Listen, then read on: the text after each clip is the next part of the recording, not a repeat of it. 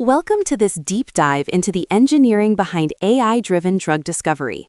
Traditional drug development is a brutal pipeline. It typically takes 10 to 15 years and costs upwards of $2.6 billion to bring a single molecule to market. For software engineers, this represents a massive optimization problem. We are moving from serendipitous discovery to a systematic, high-throughput engineering discipline. By leveraging deep learning, we can navigate a chemical space of 10 to the 60th power possible molecules. Today, we will explore the stack, from molecular graph representations to generative diffusion models, that is collapsing the Eroom's law curve and redefining how we treat disease through computational precision. Before we can train models, we must solve the data engineering challenge. Biological data is heterogeneous, living in repositories like Chembl, PubChem, and the Protein Data Bank. We deal with structured SMILE strings, 3D voxel grids of electron density, and high-dimensional genomic sequences. An effective ETL pipeline must normalize these disparate sources, handling billions of data points while maintaining spatial and chemical fidelity.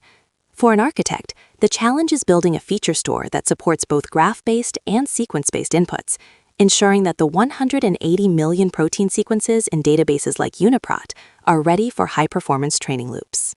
How do we represent a molecule in a neural network? The industry standard used to be SMILES, Simplified Molecular Input Line Entry System, which treats chemistry as a 1D string. However, for a deep learning engineer, this loses vital topological context. Enter graph neural networks, or GNNs. Here, atoms are nodes with features like atomic number and valency, while bonds are edges with features like bond order. By using message-passing neural networks, or MPNNs, we allow nodes to aggregate information from their neighbors over k iterations.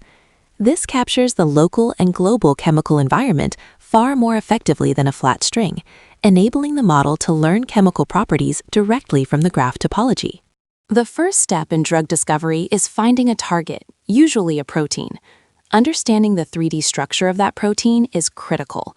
This was the protein folding problem. Systems like AlphaFold 2 revolutionized this by predicting the 3D coordinates of amino acids with sub-angstrom accuracy. From an architectural standpoint, this involves evoformer blocks and attention mechanisms over multiple sequence alignments.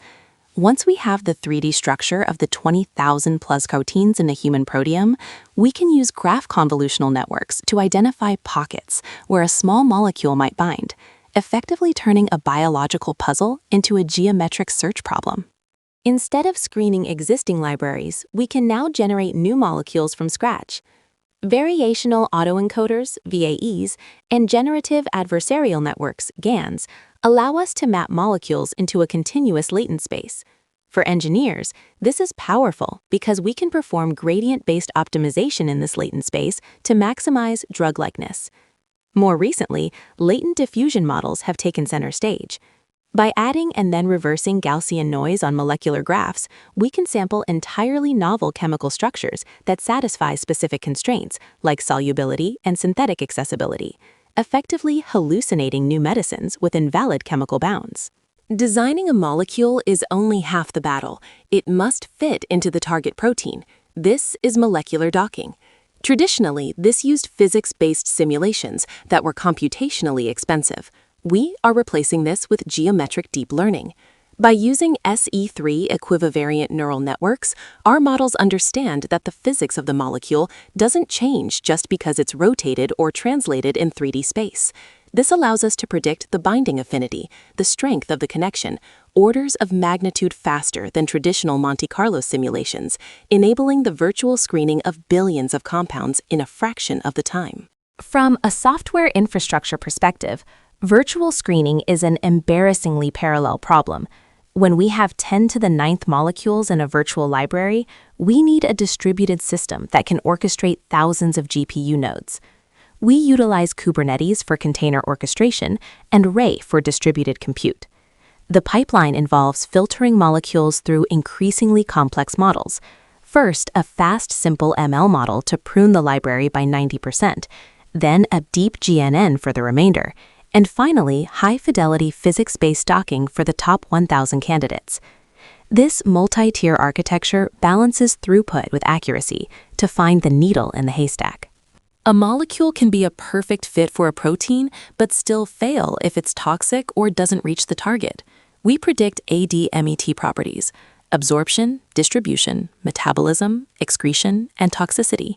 This is often treated as a multitask learning problem.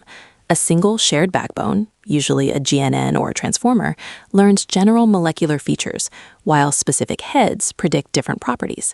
By training on historical clinical trial data, we can flag PAINs, pan-assay interference compounds, early in the software pipeline. This fail-fast approach in the digital phase saves hundreds of millions of dollars in subsequent physical laboratory testing. The ultimate goal is the self-driving lab. This is a closed-loop system where the AI designs a molecule, sends the instructions to a robotic synthesis platform, and receives the experimental results back to refine its model. This involves Bayesian optimization to navigate the uncertainty of the chemical space. We use active learning, where the model identifies which experiments will provide the most information. Instead of a human scientist choosing what to make next, an acquisition function determines the next iteration, dramatically accelerating the design, make, test, analyze DMTA cycle from months to days. As we look to the future, two technologies are merging with drug discovery: large language models and quantum computing. LLMs are being used to parse millions of scientific papers, extracting knowledge graphs that reveal hidden biological pathways. Meanwhile, quantum machine learning holds the promise of solving the Schrödinger equation for large molecules exactly, something classical computers cannot do.